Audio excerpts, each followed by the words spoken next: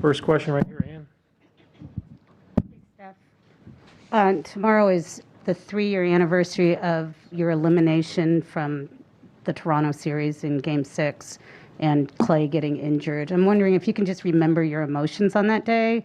You know, I just watched a video of you slamming that ball down when Clay went down and squatting and, you know, looking very pensive. Your emotions, and then also some perspective of, like, 3 years later, here you are back in a critical Game 5. Yeah, it was a mixed emotions all the way around. I had Katie's injury a couple days before, Clay going down, us trying to just find a way to stay alive. It was the end of an era at Oracle as well, so it's a lot going on. I don't really. It's hard to like pick out exactly what you were feeling because it was all kind of mixed together. But we lost the game. Clay goes down. He's probably gonna be out for a while. You're getting ready for the summer, trying to regroup and figure out what's gonna happen next year and all that.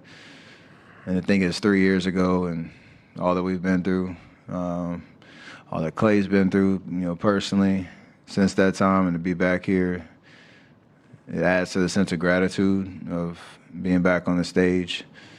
And that chapter will always be part of our journey for sure. Something we probably talk about for a very long time. And hopefully we can get this job done and pay homage to that 3-year journey, actually leading to something truly special. Ron Krejcik, San Francisco Chronicle. Rory's up too, in case you were wondering. I'm sure. I was wondering. Thank you very much. I know it's my job. So. As much defensive attention and physicality as you've faced throughout the playoffs and in this series, how much more or what different do you expect tomorrow night, given the way you played Friday? I don't know, because every team's built different. Every team has a certain way of doing things that you've perfected or tried to perfect over the course of a season, and they have a certain defensive identity that has been successful for them. You obviously understand in a series, adjustments can happen on the fly in between games. You got to be ready to adapt. And I think I'll be ready for that. We will be ready for that, whatever it is. But at the end of the day, for us to be successful and win 2 more games, it comes down to the way that we defend, the way that we bring intensity, especially to start games. Understanding how they respond after losses. That was one of the big points in the series. 2 great teams. They know how to respond. They know how to win in other people's buildings. We've shown that. They've shown that. And we have to be ready for that response and hopefully, throw the first punch tomorrow. Whatever adjustment that means is going to be a part of it, but it's secondary to just the effort and intensity and physicality that we need to have, knowing that's their calling card. That's how they try to force success when they're coming off a loss. Tim? Steph, I think Clay's leading you guys in minutes played in the playoffs. He's way up there. You're second on the team. You're way up there on the list of most playoff minutes. You're the old guy. He used to be a 6-man though. Yeah. Jeez. That's funny. Wow. Now you've thrown me off. No, you're coming off. You had the foot thing. You guys are the old guys, yet you seem you might be getting stronger. Do you have a sense of pride in that? And what might it mean? Like how long this window is going to be open? We've talked about that. We feel like I've said it plenty of times. We have a lot left in the tank in terms of what we can do out there on the floor. And they bring up the age thing. It's something to talk about, but it doesn't really reflect how we approach this playoff journey and our confidence in what we can do going forward. But that doesn't happen by accident. It's just the work that you put into it. Clay, especially the fact that he was on a minutes restriction for like a month, and slowly got to ramp it up.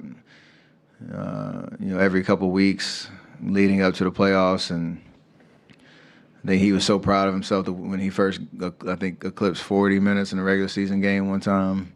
Just the pride of like he's talked about it like a year ago. He wasn't even running, so it speaks to just how much this matters, how important we know the work that goes on behind the scenes is to being ready for whatever happens out there in the games that matter. So we're obviously only worried about right now, but we definitely feel like we have a lot left in the tank.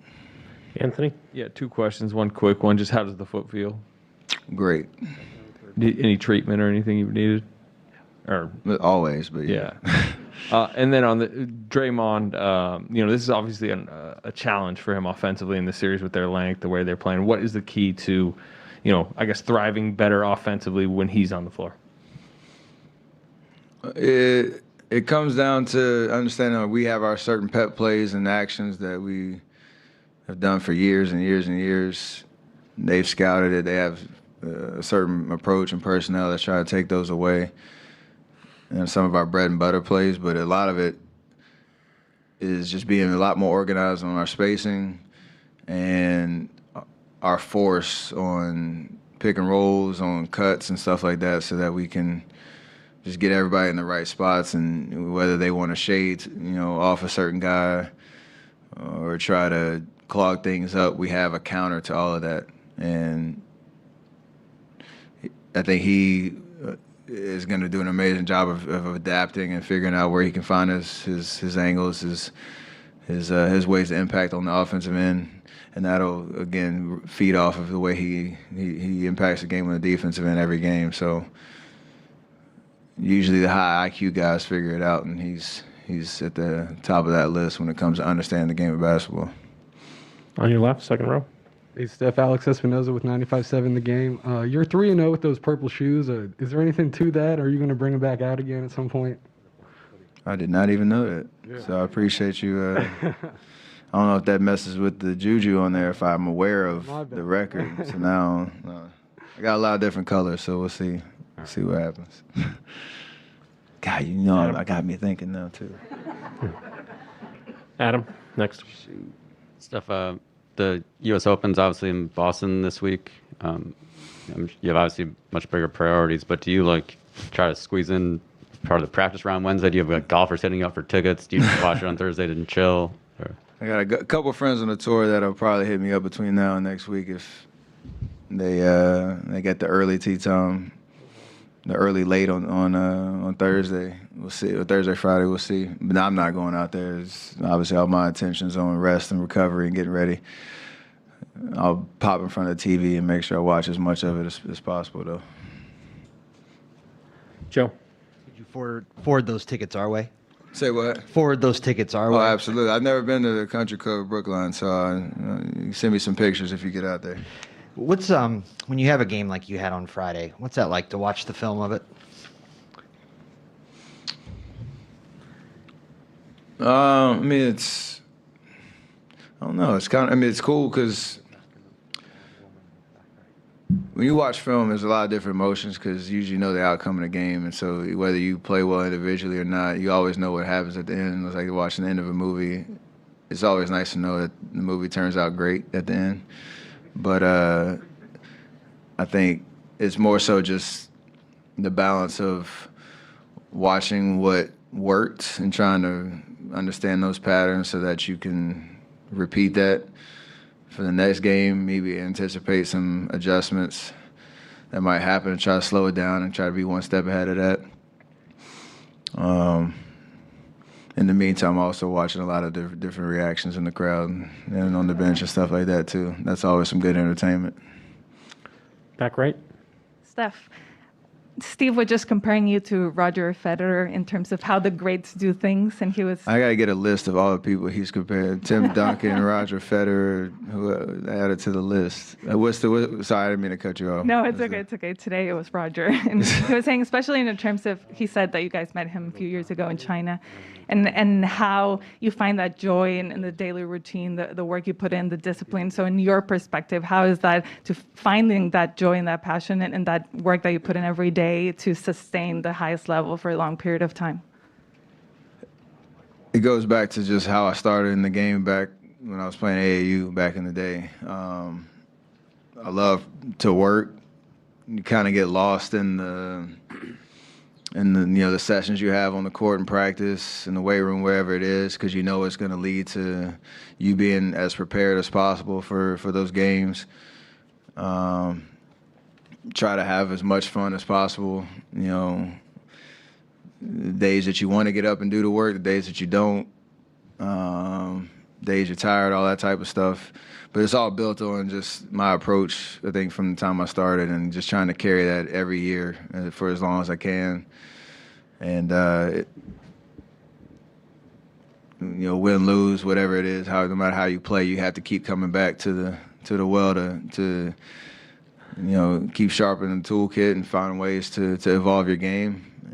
That is the hardest part of what we do. I mean, going out there on the floor, everything's more reactive, and you're kind of just living in the competition. But the hardest part of what we do is the grind of the year-long prep that it takes to be great at this level. Davide and Vince, last two. Hey, Steph, Davide Chinellato with Gazzetta in Italy. You're playing in your 6 finals in 8 years. How much has this become routine for you, and how much is, wow, I'm playing for a championship again? You understand the routine of it and the ebbs and flows of game days, off days, media days, travel days, especially, how to keep your body prepared on those long east to west coast flights and all that. So that helps with just the experience.